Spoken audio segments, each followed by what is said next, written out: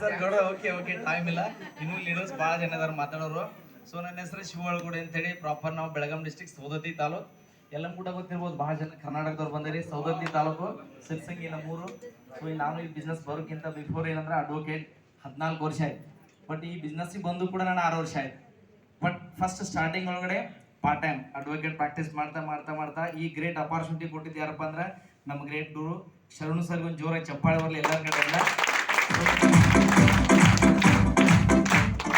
ಯಾಕಂದ್ರೆ ಈ ಅಪಾರ್ಚುನಿಟಿ ಅವ್ರು ನನಗೆ ಇದು ಕೊಡ್ಲಿಲ್ಲ ಅಂದ್ರೆ ಸೊ ನಾನು ಇವತ್ತು ಇಲ್ಲಿ ಬಂದು ನಿಲ್ಲಕ್ಕೆ ಆಗ್ತಿರ್ಲಿಲ್ಲ.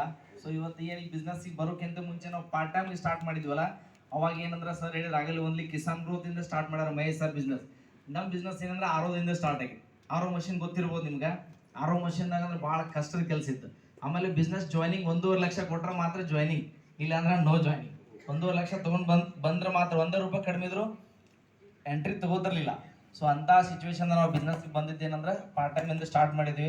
ಸೊ ಬಿಸ್ನೆಸ್ ಒಳಗಡೆ ಲಾಕ್ಡೌನ್ ಮಟ್ಟ ಏನಪ್ಪ ಅಂದ್ರೆ ಪಾರ್ಟ್ ಟೈಮ್ ಇಂದನೇ ಸ್ಟಾರ್ಟ್ ಇತ್ತು. ಲಾಕ್ಡೌನ್ದಾಗ ಏನು ನಮ್ಗೊಂದು ಕಿಸಾನ್ ಗ್ರೋತ್ ಬಾಟಲ್ ಬಂತು ಕೈ ಒಳಗಡೆ. ಸೊ ಅಲ್ಲಿಂದ ಲೈಫ್ ಚೇಂಜ್ ಆಗಿ ಸ್ಟಾರ್ಟ್ ಆಯ್ತು. ಆನಂತರ ಅದ್ರ ಜೊತೆಗೆ ಏನು ಬಂತು, ಕಿಂಗ್ ಡೆವಲಪರ್ ಏನು ಪ್ರಾಡಕ್ಟ್ಸ್ ಬಂದ್ವಲ್ಲ, ಆಮೇಲೆ ಸಾಕಷ್ಟು ಪ್ರಾಡಕ್ಟ್ಸ್ಗಳು ಬಂದು, ವೆಲ್ನೆಸ್ ಪ್ರಾಡಕ್ಟ್, ಆಯುರ್ವೇದಿಕ್ ಪ್ರಾಡಕ್ಟ್ಸ್ ಏನು ಬಂದ ನಂತರ ಬಿಸ್ನೆಸ್ ಎಷ್ಟಂದ್ರೆ ಸ್ಟಾರ್ಟಿಂಗ್ 1ರಿಂದ 10 ಜಂಪ್ ಆಯ್ತು, 10 ಪಟ್ಟು ಜಾಸ್ತಿ ಆಯ್ತು. ಸೊ ಬಿಸ್ನೆಸ್ ಇಂದ ಪ್ರಾಡಕ್ಟ್ಸ್ ಜೊತೆಗೆ ರಿಸಲ್ಟ್ ಕೂಡ. ಆನಂತರ ಏನು ಸೀನಿಯರ್ ಏನು ಹೇಳ್ತಾರೆ ಅದನ್ನ ನಾನು ಫಾಲೋ ಮಾಡಿದ್ದಕ್ಕಾಗಿ ಏನಪ್ಪ ಆಯ್ತು ಅಂದ್ರೆ ಇವತ್ತು ನನಗೂ ಕೂಡ 1 ಕೋಟಿ ಇನ್ಕಮ್ ಸಿಕ್ಕೈತಿ ಈ ಯುವ ಮಾಡಿದ. 1 ಕೋಟಿ ಸುಮ್ಮನೆ ಬರಂಗಿಲ್ಲ. 3 ವರ್ಷ ಕಷ್ಟಪಟ್ಟಾಗಿ ಈ ಇನ್ಕಮ್ ತೊಗೊಂಡಿವಲ್ಲ. ಬಟ್ ನಿಮಗೆಲ್ಲ ಒಂದು ಒಳ್ಳೆ ಅವಕಾಶ 1 ವರ್ಷದಾಗ ತಗೊಳ್ಳೋಕೆ ಚಾನ್ಸಸ್ ಐತಿ. ಯಾಕಂದ್ರೆ ಒಳ್ಳೆ ಏನಪ್ಪಾ ಅಂದ್ರೆ ಕಮ್ಮಿ ಟಾರ್ಗೆಟ್ ಒಳಗಡೆ ಸಿಂಗಾಪುರ್ ಬಿಟ್ರ, ಕಡಿಮೆ ಟಾರ್ಗೆಟ್ ಒಳಗಡೆ. ಸೊ 2 ಲಕ್ಷ ಹೊಸದಾಗಿ ಬಂದವ್ರಿಗಿಲ್ಲ. ನನಗೆ 7 ಲಕ್ಷ ಮ್ಯಾಚಿಂಗ್ ಐತಿ, ನಿಮ್ಗೆಲ್ಲ 2 ಲಕ್ಷ ಮ್ಯಾಚಿಂಗ್ ಇದೆ. ಎಷ್ಟು ಈಸಿ ಐತಲ್ಲ.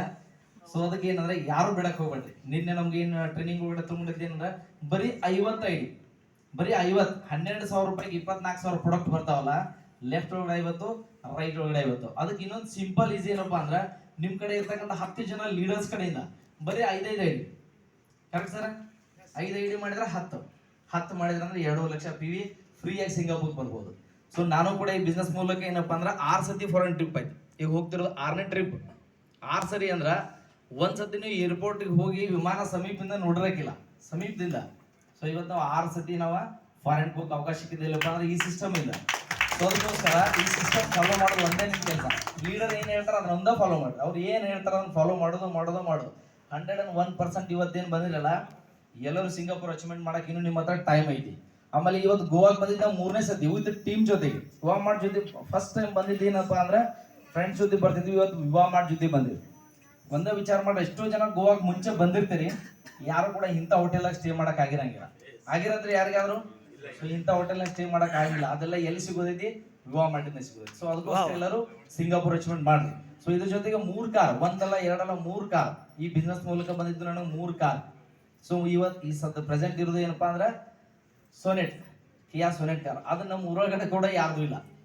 ನಮ್ಮ ಊರೊಳಗಡೆ ಕೂಡ 20,000 ಜನಸಂಖ್ಯೆ ಇದ್ರು ಕೂಡ ಅಂತ ಕಾರ್ ಯಾರ್ದು ಇಲ್ಲ. ಅದು ಇದು ನನ್ನ ಹತ್ರ ಬರಕ್ ಕಾರಣ ಏನು?